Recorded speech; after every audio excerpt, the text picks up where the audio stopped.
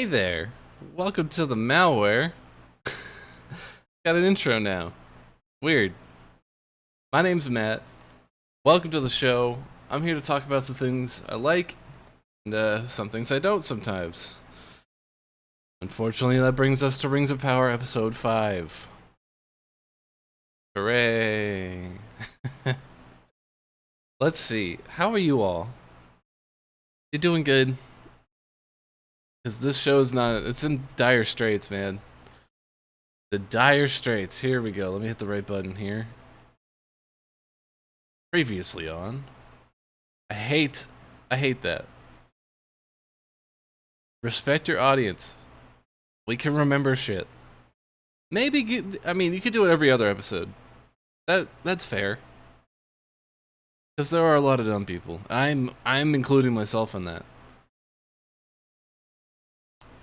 But after 3 minutes of intro and such, we open up to the Harfit. Talking about Magrichin. What was the thing he was saying? My great thumb. My great thumb. Okay. So Gandalf, I'm sorry, the stranger is starting to learn how to talk. Somehow very well, because he knows the word peril. He learns the word peril very easily. I'm peril. Okay. He understands that, like, immediately. No, you're actually good. You're actually good.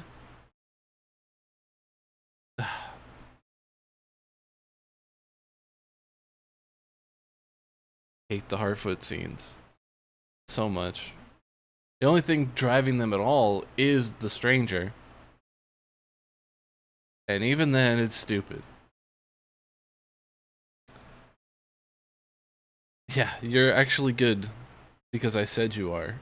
I mean, essentially that's what she's like. No, you're actually good. You're not peril. You're good. Don't worry about it. Don't listen to everyone else. You're good. Because I said you are. There's no proof of this.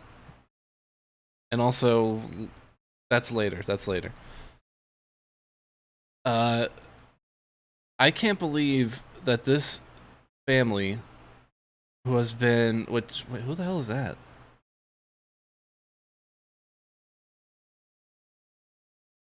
Wait a minute, like, actually, who the hell is that? Is that just another kid who's just hanging around? There's no one with them. What? Hang on. Is that supposed to be his wife? Or whatever?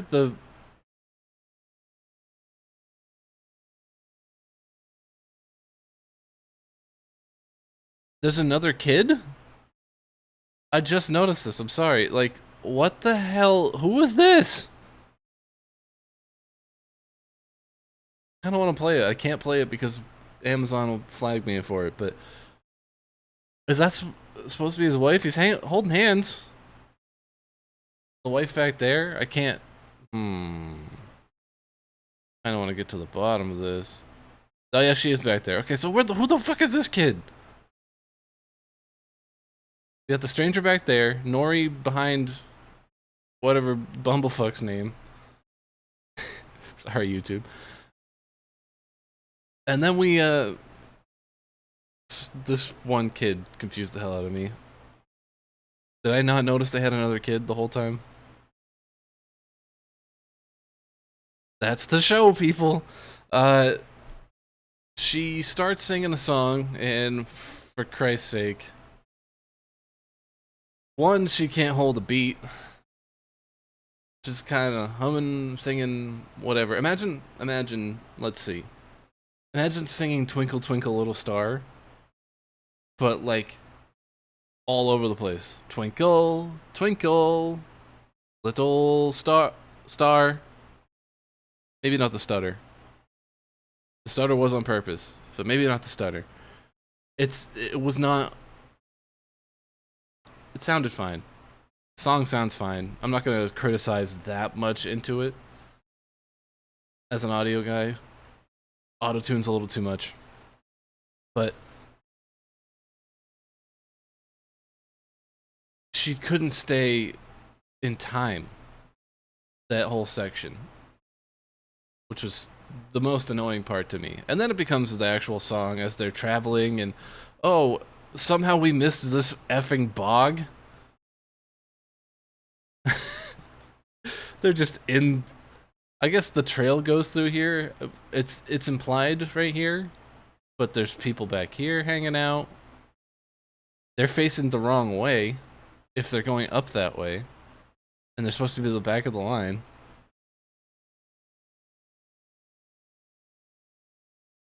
Could they have not figured out another path? Could they have not, how about this, made their migration easier and made a path?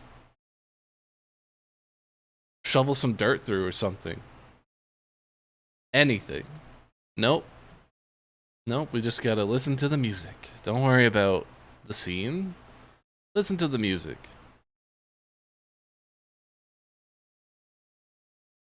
They are obviously very far behind. But they're getting help from Mr. Stranger Man. He's looking at the moon and the stars. He's thinking about landing. And then we get... Will the real elf lady please stand up? Shh. I repeat. Will the real elf lady please stand up? We're gonna have a problem here. I think are these supposed to be humans or elves? They seem like they're supposed to be elves. What the fuck is with the hair? I'm gonna be dropping some bombs. Cut it out with the short hair. If you're elves, they have long hair. It's like dwarves' beards being long as a symbol of status. Similar in the hair. Guyladriel gives 3 hairs to Gimli, and it's a treasured, because people come to Guyladriel and ask for her hair. And Gimli is so awestruck by her that and so pure of a person that she gives him 3 hairs without him asking. It is a magnificent thing to happen in the actual story. But this bullshit, which, there we go, thumbnail face.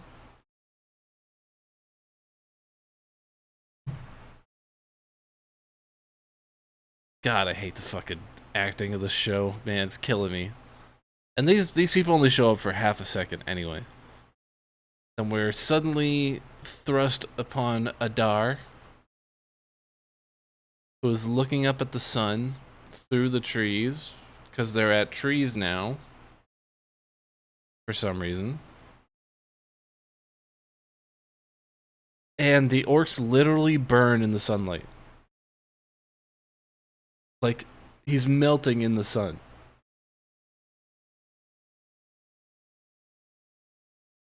I will contend, look at this. This cloak kind of looks snake skinny, which is gross, first of all. But makes me think that they were like, or dragon skin, maybe. Maybe. That's kind of interesting. I digress. They literally burn in the sun. What the hell? How are they able to walk around at all then? How are they able to do anything? What is the example I wrote down? Where did it go? Where did it go? There's literally sun everywhere. I don't know, it's like having a heat allergy. Mercado. Like, it's like you can't do anything if the sun is everywhere. Sure, you could do stuff at night, but why are they ever up or out at all in the day? I don't get it. I don't get it at all. They're trying to increase their production or whatever, but like, and Adar's face, I don't understand what this is, like corruption? Is that what's going on? Because all the elves are supposed to be like fair, smooth, and is this just showing his corruption? That could be just a design choice. I'm annoyed by it. And he actually has long hair. Interesting. Very interesting. He says some BS about, man, I wish you could feel the sun like I feel the sun. I don't know why this one guy, this one orc, is so important to you, but anyway. We find out Bronwyn is actually their leader. Could have fooled me. It's taken 5 episodes to be sure of that. And then half of the people leave anyway. She tells them of the message. Homeboy here. Well, actually, my homeboy here tried to warn them, but the butt he's got said, nah, me so horny. I don't know where I was going with that, I'm sorry. This guy essentially is like, nah, Sauron's cool. Let's go work for them. This is for our ancestors. And then he tries to sway Theo as well, like, this is our chance, boy. This is our chance. Come on. It's our time. And the scene, like, he does that in front of the kid's mother. What are you doing? What are you doing?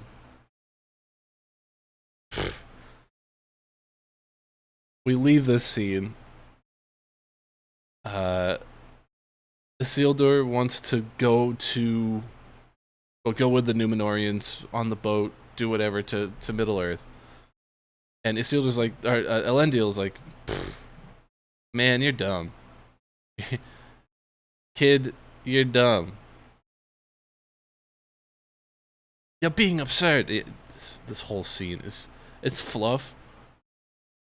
I care, I'm ready to serve. Apparently he's never proven it. I don't know, this show's ridiculous. They're not showing Isildur's, like, what's the word? Anarchical side. His teenage angsty side. This arguing here is a little bit of that, but they're not showing the actions he did to be considered this teenage angsty kid that no one likes. They never showed any of this. In fact, he was a pretty good sailor from at least explanation. I don't know. This whole love scene, like, look, they have scenes upon scenes of this, Elendil's daughter, this chick. Scenes upon scenes of her showing up, essentially saying maybe a line, and then nothing. She adds nothing. So whatever bullshit they were trying to promote in the beginning of the like all the scenes or whatever, the show, the marketing, bullshit. She adds 0. Nothing. Couple lines that guides this, I mean, whatever this fucking guy is. It's supposed to be motivation? Bullshit. Terrible character. And there's no acting to even comment on. She just shows up, looks, and that's it. That's been every scene of this show. Of this episode, at the very least. Every scene. And now, guess who's working the forge for some reason? The guy who's out of jail? He's just working the forge. Oh, but he's a king of the Southlands. No, Halbrand. They just are like, all right, whatever. Yeah, you can work the forge. Fine, have fun. Nice sword you made there, dude.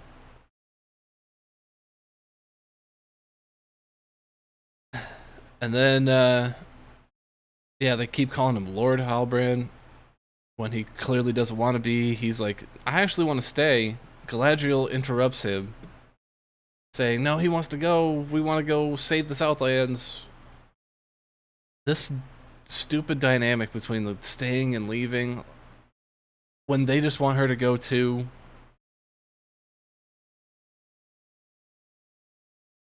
I don't. This whole war room stuff, all of it's been bad. This episode in particular has a couple of war room quote unquote scenes like this that are just, they're stupid. You used me. Okay, whatever. Yeah, they're not friends anymore. Oh no. Then we're back to the Harfoots again. I think this is the last scene of them. No, there's one more. And then, yeah, there's one more scene after this of just the Harfoots. But oh no, there's wolves. We found wolf tracks.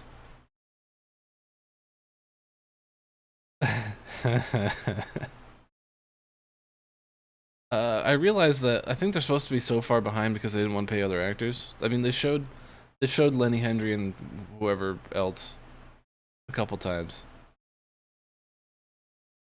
Oh no, the wolves! The wolves are back! Ah! This bitch is just being a bitch, but then apparently they catch up. Like she's grabbing mushrooms, and then these two knuckleheads are showing up. It's not gonna let me. Yeah, they show up. They hear the wolves and start running. Ah, run away! Swim away! Swim away! They jump up into a tree. My guy Gandalf, the stranger,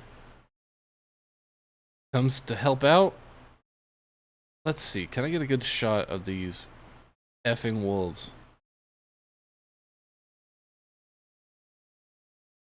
Dear Lord. This is from the first episode, remember? I called this out first episode. If you didn't watch that review, it's on the channel. Go check it out. Maybe I'll put it in the little eye right now. Come on, wolves. There's one. There's two. There's three. Can you... I hate Amazon's platform, by the way. Guess I should have just gotten screenshots of all these. Perhaps. In what world do these look like wolves? You're literally calling them wolves. The warg from the last episode. Or 3, I forget which one. That looks more like a wolf. The warg looks more like a wolf. What the hell are these things with tusks going up and down? With weird clutching paws? With tufts of fur around their midsection but not around their ass or their face? In what world are these wolves? Why didn't you use regular wolves? You have the technology. You probably have the models. What are you doing? But Gandalf fights, literally picks one of these big ass things up that's bigger than him and tosses it like it's nothing, when clearly 3 giant wolves the size of you should kill you instantly.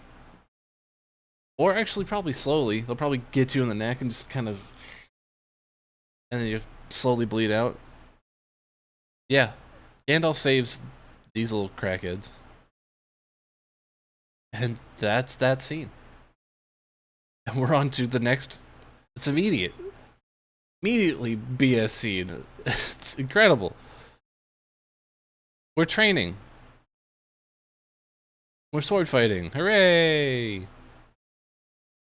Guyladriel, as you can see in the thumbnail, I'm not gonna be able to freaking click it, I swear to God. I'll click all around. That's a good, hey. She comes out of a tunnel behind Elendil right here.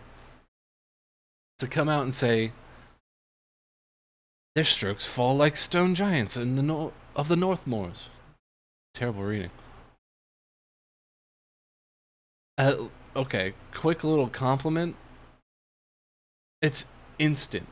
Like, she would have turned her head and said this immediately. Like, she didn't see any of the fighting at all.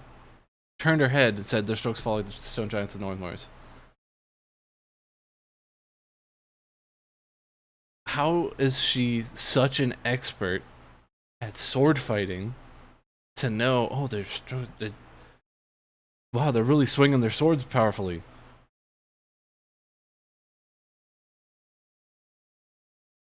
I don't know.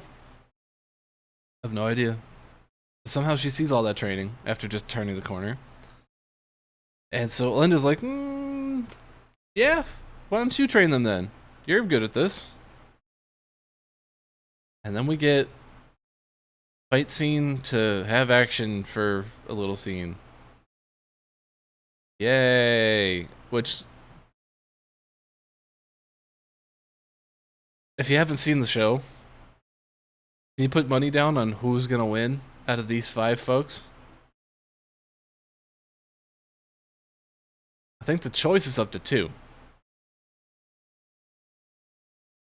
And you know the 2. You could kind of tell. It's not white guy. It's not white guy. It's not white guy. And surprisingly, not Latino girl. Assuming Latino. I don't know. Yeah. The black guy wins. Anyway. They do a little sword fighting, dancing. She's able to defend 5 swords at once somehow. Bullshit. Now, during the scene, I thought, like, they throw a sword off to the side, and I think Isildur's gonna go pick it up and hit her with it. Probably would have been better for the show, but no. He's also kind of white-looking dude. And whatever this guy's name is, gets the hit in.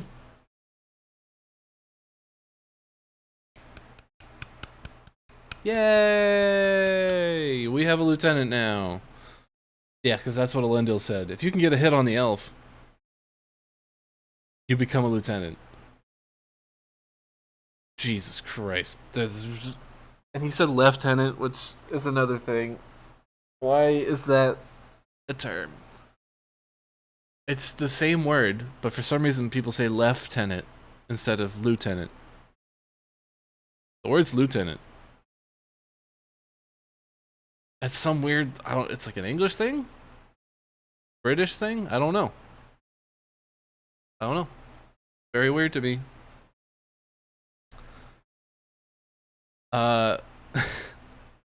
One specific thing I forgot to mention here is her explanation on a good way to kill orcs. It is incredible. This is a long scene, by the way. It's like 5 minutes. Ooh, 5-minute action scene. There's many ways to kill an orc. Stab, twist, gut. That is her whole example on how to kill the orc. Something simple. Stab, twist, gut. Oh. So you're saying basically what we were just doing? This is very wise words. From a supposed sword master. Stab, twist, gut. That might be the title of this. I think that might be the title of this friggin' review. The simplest of actions for someone with a sword, a blade, is to stab, twist, and gut. The other one is Slice. You got Stab and Slice. Which, oh, funnily enough, these orcs have armor, so Guyladriel is full of shit. Where are you stabbing? Where are you stabbing? Good luck. This is so stupid. And it's like, they're all looking at her like, bro. Duh. You stab things to kill them? What? What? Boy. Coming in here with the friggin'. Yeah, so I was thinking it was the Sealer who was going to come in and get the hit. He doesn't even try. And so Hallbrand picks up the sword with his foot and is like, that's not a smith's aid. Whatever. This is stupid. Tweedledee and Master Yensid, I guess.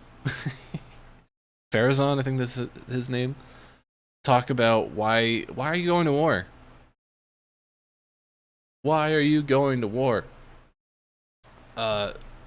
He has ulterior motives. That's the scene. Might not fully agree with the queen. Has his own plan.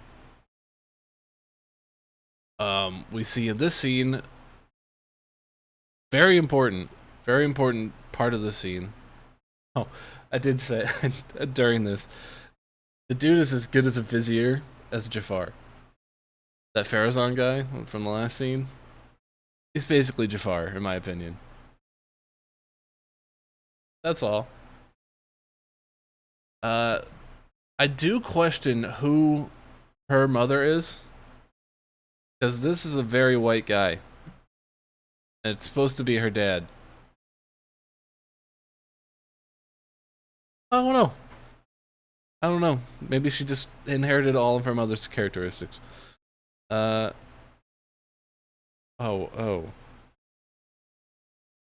He does say in this scene, you should not go to Middle Earth. Don't go to Middle Earth.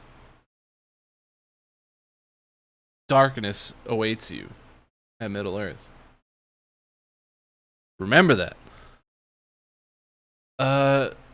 Never seen him take a shine to an outsider like this before. That's... this fucking scene. Okay. Nori comes up to the stranger just to be like, hey, they like you now because you saved their lives. And you saved the life of the psycho lady, mostly. And the stranger's doing some Sub-Zero magic on the ice over here. Accidentally gets Nori's arm also full of ice.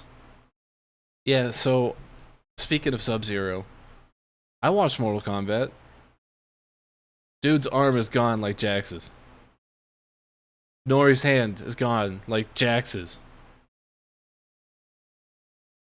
Easily. Just gone. And that's because they're frozen right now. There's no warming them up. The blood flow is not going to come back. Those hands are frozen. They're done. She gets launched for some reason because of this ice. Doesn't trust the wizard anymore and then runs off. That's about it. Goodbye, Harfoots, for this episode. That was fun to have you. So, we're finally meeting Gilgalad as Durin. Durin and Gilgalad say hello to each other. They don't trust each other, of course, because elves and dwarves don't trust each other, even though Celebrimbor is supposed to be the friend of the dwarves, and Elrond is a friend of his. Whatever. We'll often overlook the years of effort we perceive as taking a moment. Cute fruit scene. This whole friggin' scene is so stupid. Durin essentially ends this. Hey, so we use this slab of... Where'd you get this stone for the table? We usually use the slab for monuments and tombs. It's sacred stuff. And so they give him the table back. They give him the rock. That's all that happens in this scene. And then we've got Elrond and Gilgalad. It's hard to do that. Arguing about the Mithril. Even though, I'm not going to give away my secrets. I'm not going to give away my friend's secrets. Heavily implies that you know that what's being done there. I'm not going to give them away, but you know. And he keeps insisting, I'm not going to give away the secrets. Dude, you friggin' know. Anyone could see that implication as you know. We're only 30 minutes into this bullshit. Incredible. They talk about some store, like, Gilgalad insists Elrond to recall a tale of some sort about a tree and a dude and an army and a fight. And we get to see the Balrog of Morgoth. Woo! Look at the thing! Ooh, shiny! Yay! So happy to... There's also a stupid line in this, but... Yay, I saw the Balrog of Morgoth. This show's great now. Great show. I love it. They talk about hope in some way. Elrond's like, hope... man, I don't remember the exact line. One thing that Gilgalad does respond with is, hope is never mere, but when it is meager... Like, Elrond says something about mere hope. What do we have? I'm not going to betray my friend's trust over a mere hope. And then Gilgalad's like, hope is never mere, but when it is meager, which is the same kind of word. Mere is like just a little bit. Meager is just a shred of something. That's the implication. You just said it. There's no hope. Or there's no little hope. But when there is little hope, I never do drugs. But when I do, you don't know that joke from Louis C.K., you're missing out. But then they say something about Middle Earth and Earth. If we don't protect Middle Earth, all of Earth is destroyed. Look, I know they're technically on the planet Earth. It still sounds goofy. Just use the elven name or something. Like, I don't know. It's still confusing. And a normie like me had to look up, is Middle Earth on Earth? So, if you have to look it up to double check, say the fucking elven word for it.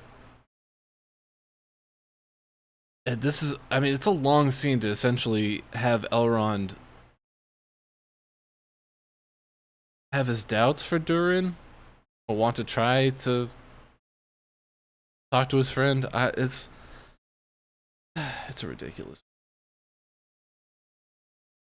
They're celebrating their like last days before going.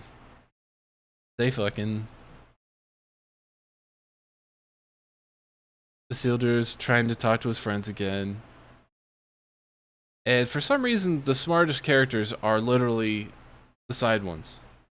Like, these two guys are like, dude, you're a moron. You ruined our lives. You did all this. You waste all your time, which we haven't seen. We haven't been shown this. But hey, angsty teen Isildur, you don't belong here. Cut it out. They beat him up a couple times too. Just free punches, 2 free hits. Now I can be part of the crew. No. They still say no. Smart.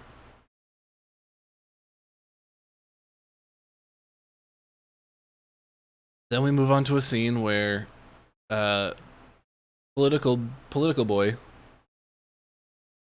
thinks he's gonna blow up this whole ship. And he hears a sneeze? Is that what it is? It was a sneeze, I think. He hears a sneeze and finds out that Isildur is stowaway on the ship. Buddy. That's a stupid plan. What are you gonna do? Show up as you've left and be like, hey, I'm actually here. Surprise. No. Stupid. They tussle a little bit because Political Boy doesn't want them to leave, thinks the army shouldn't go, and he wants to blow up the ships. That's a great plan. Fantastic plan. Their little tussle eventually causes the ship to explode. There's a chance where Political Boy gets knocked over and they both get saved. Well, Isildur saves Political Boy. I'm not gonna call him by his name. I don't care. I don't care that much. The ships blow up. 2 ships blow up. Now earlier on, they say they're bringing 500 people to the Southlands to fight. 5 boats, 500 people. 100 people per boat. That's the implication. They're all the same size boat. 1, 2, 3. I believe it's these same similar size boats. These seem smaller. Slightly different.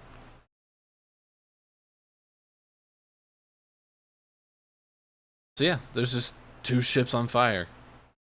Blown up. That means they can only bring 300 people instead of the 500. Which is a big difference. Guys, that's 40% of your army can't go now. Because they can't really travel across the sea. Oh, but if you're Guyladriel, you can. In full armor. Oh my god. This is where it's going, by the way. We're back to the war room speak. We'll reconvene at first light to make our final decision, and Hallbrand better be there, Lord Hallbrand. Ooh, girl. Guyladriel gives us angry face again. Celebrimbor here professes his love to Elrond. No, he doesn't. He confesses that they knew about the Mithril already. And so because of that, they think that they're gonna be saved by this Mithril because of it has the light of whatever. The light of the tree, the Silmarils, basically. They think they're gonna be able to save their souls or something. I don't get it. Oh, one thing in the scene. He said forbade instead of forbade. Exact context of the sentence, I don't remember, but he forbade it. No, he forbade that. Just a simple word. Now Elrond's confused. He's so confused. Oh, look at that face. This is a sitcom face, for Christ's sake. Elrond's confused, still trying to figure out if he wants to tell Durin about the elves' plot, essentially. Guyladriel goes to Hallbrand, try and convince him again. Her way of doing this is basically saying, I was wrong to use you, but I still need to use you. I was wrong to use you to further my political power or whatever, but I still gotta use you to further my my beliefs. And then they essentially, let me see this note here. Oh, they show that the Southlands people did give up. Half of them gave up, went to ADAR. It's a little flash scene. Guyladriel says that stupid line about to find the light. Sometimes to find the light, you need to touch the darkness. Oh, that's such an impactful fucking sentiment. It was so important to talk about. I'm so glad that she remembers that line from her brother. Fucking thousands upon thousands of years in the future. And then they kind of argue back and forth, staring directly at the camera. Arguing directly at the camera. It's jarring and it's off-putting. Because it seems like they're arguing at us. They're shouting at us. And Halbrand asks, why do you keep fighting?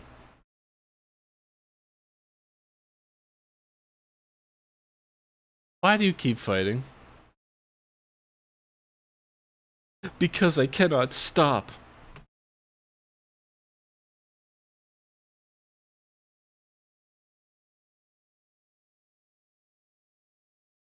You cannot stop. That's the writers don't even know why she can't stop fighting. Why she can't just stop. It's like literally the writers just wrote in, you can't stop. You have to keep fighting. You're a strong woman boss. You fight. It's some weird like 4D chess going on in our brain, fourth dimension, going insane. Breaking the fourth wall, all of that. No. The writers just don't know why they're making her such a strong girl boss. They just want her to be powerful. And the only way they can convey that is by making her strong and fight.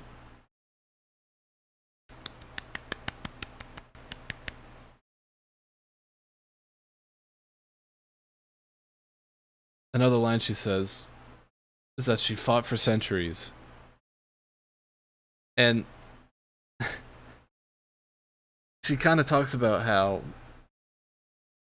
her brethren, her kin, they can't look at her because they all think that she's become evil as well. She's fought so much that she's become evil as well. She's become the very thing she sought to destroy.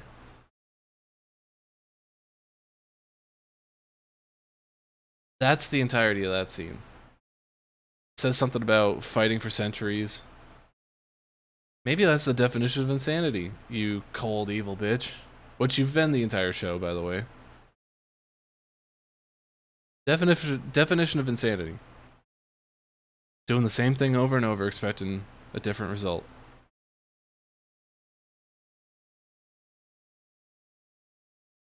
The writers of the show are doing the same thing.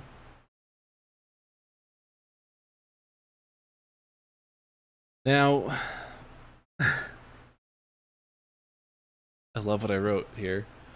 The people who left the tower, the men. Oh, that was the flash of the scene. Okay. The men come up and pledge their loyalty to this gentleman who is Sauron, right? Totally. Let's see if I can pull that screenshot again. Keep my master's name out your fucking mouth. Adar comes in and smashes the shit out of this guy.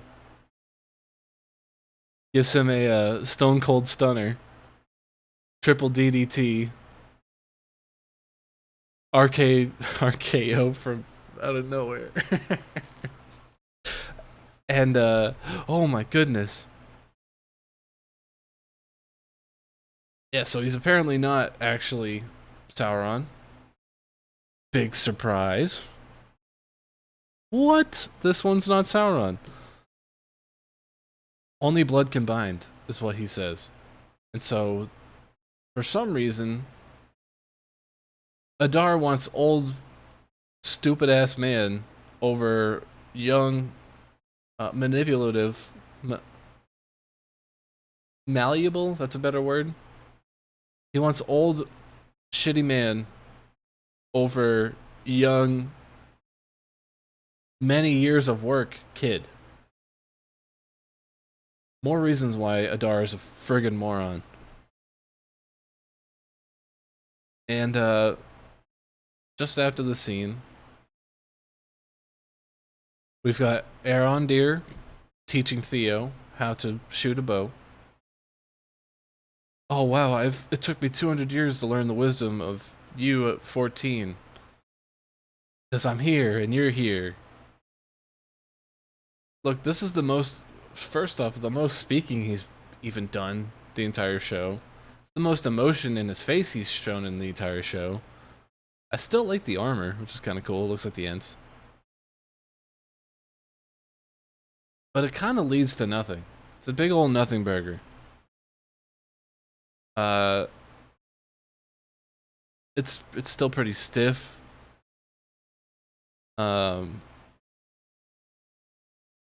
Because of this kind of bonding, I guess is the best word I can give it. Theo opens up to Arondir about the Sauron sword. The weird sword thing. Hang on, I've seen this before. Is this a blade of Morgoth? Maybe that's it. A Morgul blade, I should say. Maybe that's it. I don't know. In this camp, in the tower, literally in camp, this was hiding behind a bunch of bushes. Hang on, I've seen this sword before. Literally in the camp, behind a bunch of bushes. It's like we can't even... What is this supposed to convey? That this was always Sauron's land? That the men were always meant to follow or be led by Sauron? Is that what they're trying to imply? To me, it's just retarded. That no one noticed that was there long enough that vines and trees grew around it, but Arondir remembered it in this tower. It's one of the stupidest things I've ever seen. This is more something you stumble upon. It's not something you remember. That it's like imagine a wall of your bathroom suddenly opened up. It's like your best friend comes over to your house and remembers, you know what? I remember there's a wall behind your bathroom. It's like a hole in the wall in your bathroom. It's just like that. How did no one notice that was there? It's stupid. It's just friggin' stupid.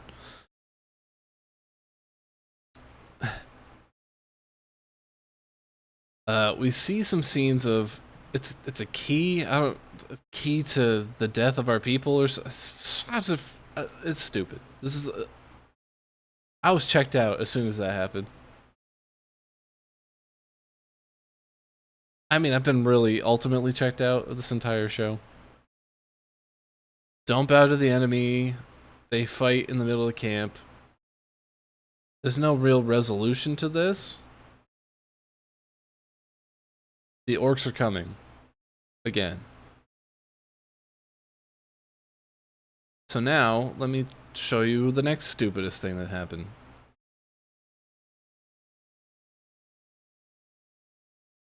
Let me try to... Just right there. We've got six people holding this stone. 6 people holding this giant stone. This isn't a casket, which is 4 people. This is a massive block of stone.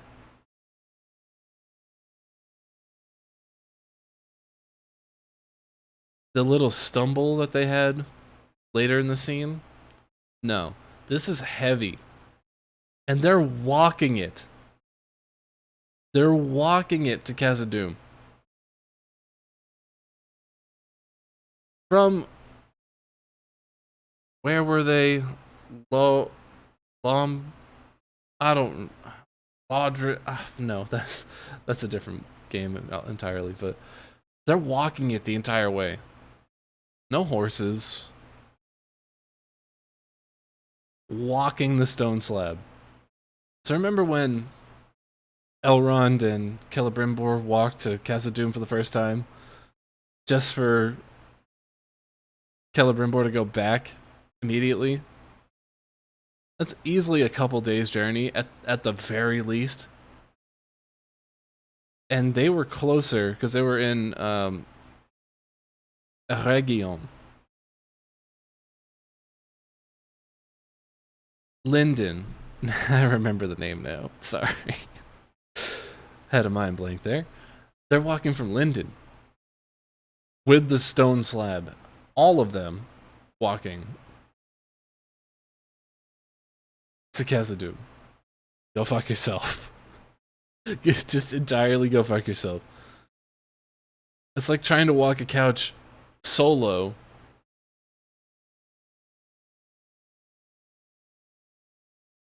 Across, oh man, where would it be? From California to Texas? From LA to Austin?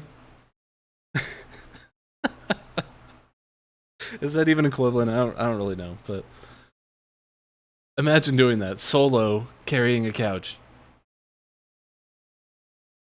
Yeah, this is stupid. And then yeah, the elves are apparently scared of the light of their souls fading. Is that dying? Is that not dying? So the elves are just scared of dying. Yeah? They just don't want to be, like, they want to be immortal. I guess if you have it, you want to keep it? It's just some of the terms they've been using, like, our star is fading. The light of the people is fading. It's like they're taking direct lines from the Third Age and attributing them to the Second Age now. Very confusing to me that they've been worrying about this for thousands of years and are still worrying about it thousands of years later. Our star is fading. The light of our star is fit. Come on. Come on with that.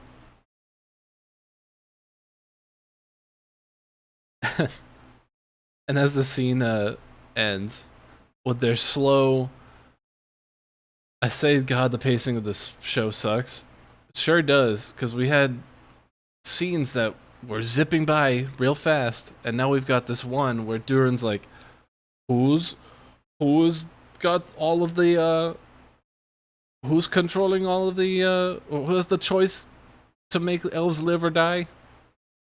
Who's got that choice? Who? Me? Say it again? Who? It goes on for like 3 minutes. It's not really a joke at that point, too. Like, it might be kind of like, okay, I see what you're doing there. And then they go on for 2 more minutes. You're like, can we move on? And we move on. Because Durin goes, well, we got a long walk ahead of us. So let's go. Oh, so it's a long walk. Certainly not a day's journey, folks. Oh yeah, and the table isn't ceremonial at all. They just want a new table. Of course. Of course. Who could have predicted that? Anyone. They call Hallbrand. This is another example of the pacing of the show being awful. They come to the scene where they're like, Hallbrand, the queen has called you. He drops this little piece, goes back up, grabs the piece, and let me quickly pull this up. Apologies. This is not even like he grabs the. Let me show you. He just grabbed this piece off the like symbol of his power or whatever, and boom, Aragorn, full armor, no pacing into this at all. They just skipped ahead. Bam, skipped. Bruh. And believe you me, we'll get to this armor. Got the queen, got the people. This chick again running through the crowd with this face. Oh my god. Oh my god. Isildur's somehow part of the company because he lied to his dad to say, I saved him from the boat that blew up. So that means he's allowed to go. And now the sister's like, no, I don't. You didn't even say goodbye. Or whatever. Who cares? No one cares about her. She's worse than a plank. And so they leave with 3 ships. They set sail with 3 effing ships. They're all in their full armor for some reason, except for some of them who are manning the actual boat, apparently. Why are they all in full armor when they're just leaving?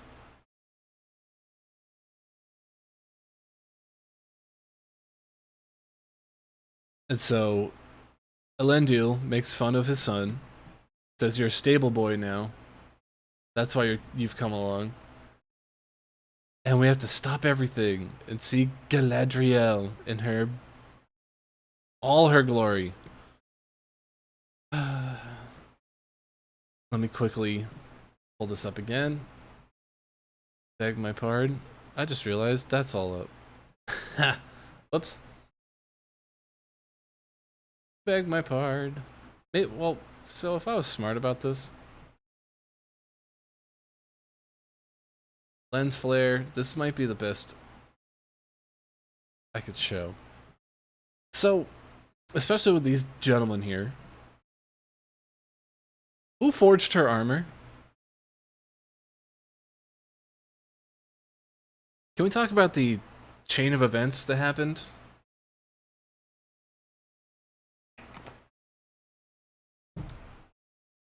Guyladriel jumps off the ship before Valinor. While she's in her big, haughty, whatever dress, she was in this plate armor the whole time. The whole time. Until they changed her out of it. Which was a long-ass journey across the ocean, by the way. On a boat that's like, there's nowhere to sleep. It's in the sun. I digress. That'll still be important. It even has, oh my god, it even has the pauldrons, the elbow shit. This is supposed to be elven armor? Who made this armor? Sorry. She jumps into the ocean, right? And a couple episodes ago, gets picked up by Hallbrand. She didn't bring armor with her. But she happens to just have some elven armor? Where did she get this? Did someone make it for her? What's going on here? And you can tell it's not Numenorian because it's not scaled. Not like this armor. Who made it?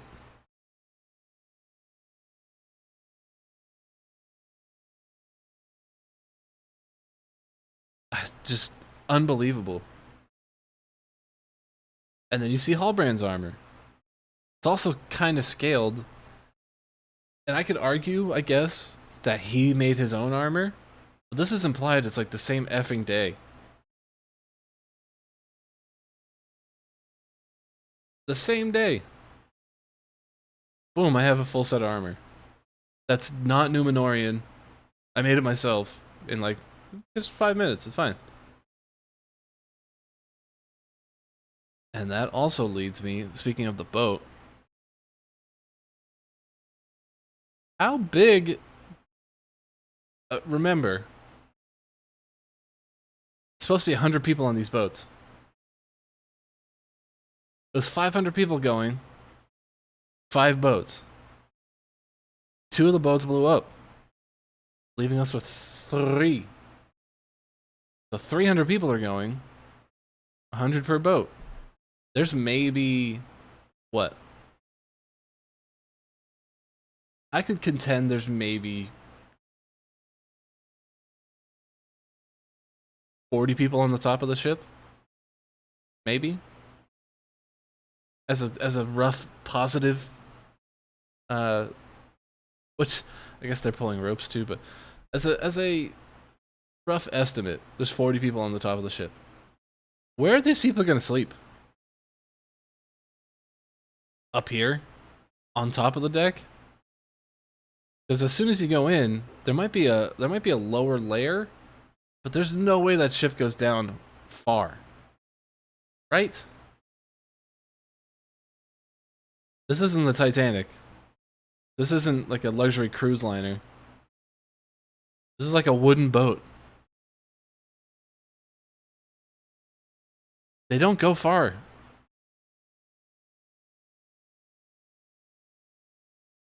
And so you're implying to me that there's maybe half the crew underneath the ship somewhere.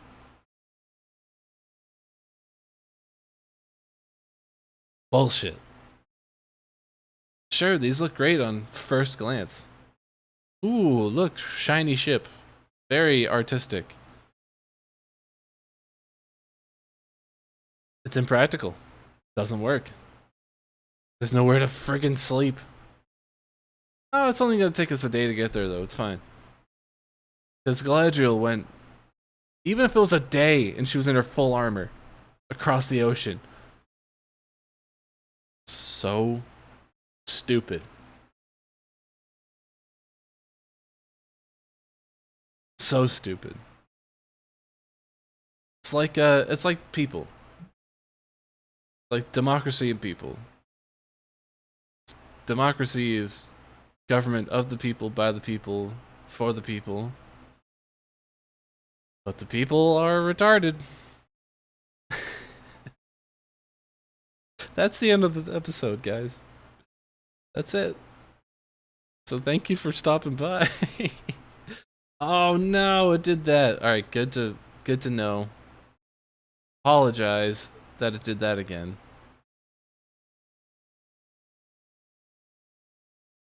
I'll fix that out for next time. Talk to you later, folks. God, I hate this show.